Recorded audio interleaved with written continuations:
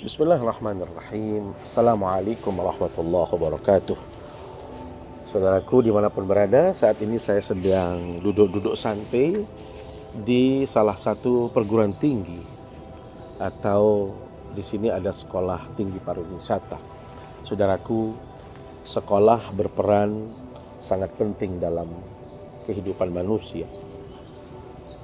Lembaga pendidikan itu berperan penting untuk mengupgrade keilmuan mahasiswa atau para penuntut ilmu.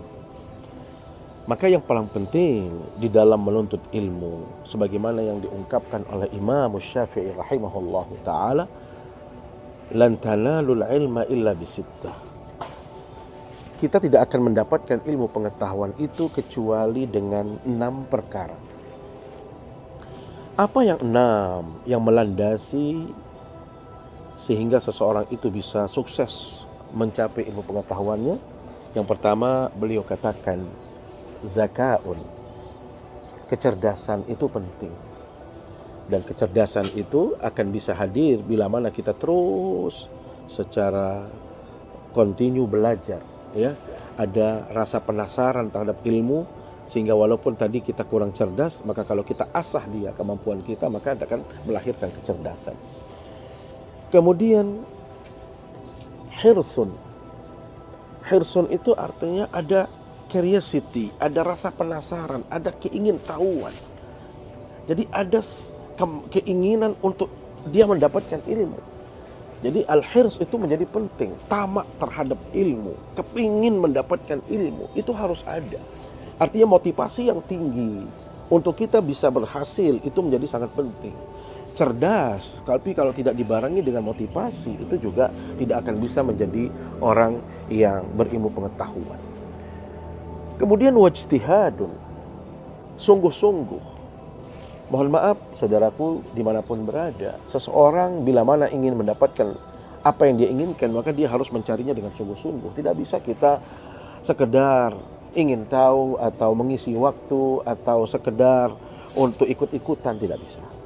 Jadi saudaraku, terutama para mahasiswa dimanapun berada, Anda harus benar-benar memiliki semangat juang yang tinggi dan ketekunan yang luar biasa untuk bisa mendapatkan yang namanya ilmu pengetahuan.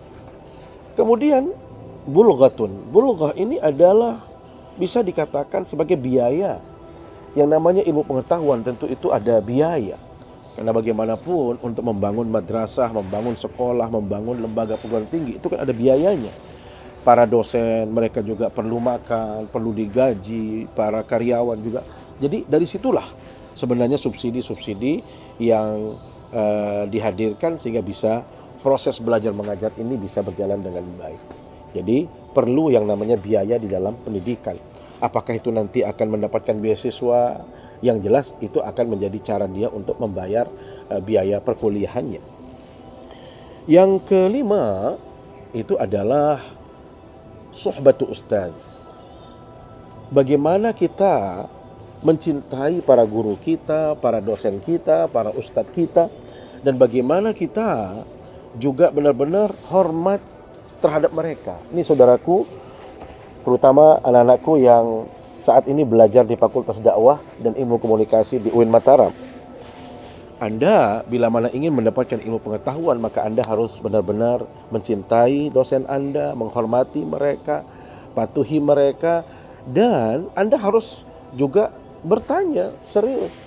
Jadi bukan berarti dalam perkuliahan itu dibatasi daya kritisnya, tidak.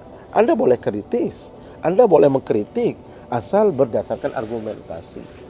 Jadi bila mana kita mengkritik sesuatu, maka harus ada dalilnya, harus ada sumbernya, harus ada argumentasinya. Maka itulah cara kita mendapatkan ilmu, kata Imam Syafi'i. Terakhir, yang namanya belajar itu bukan 3 tahun, bukan 7 tahun, bukan 10 tahun, tetapi sepanjang tahun kehidupan manusia di dunia ini adalah waktunya untuk belajar.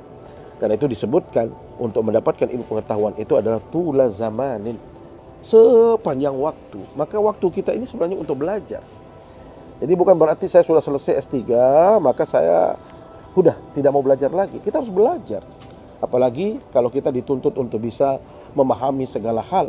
sebagai seorang mubalik, sebagai seorang dai, maka dia harus belajar, mencari referensi, membuka buku, membaca mutalaah kitab dan lain sebagainya. Maka itu adalah cara untuk dia mendapatkan ilmu pengetahuan. Mudah-mudahan dari penyampaian singkat tentang bagaimana kita memperoleh ilmu pengetahuan ini bisa kita amalkan dalam kehidupan nyata, bisa kita hadirkan dalam proses pembelajaran kita, sehingga kita menjadi orang-orang yang berhasil dan bisa memberikan kemanfaatan. Terima kasih. Assalamualaikum warahmatullahi wabarakatuh.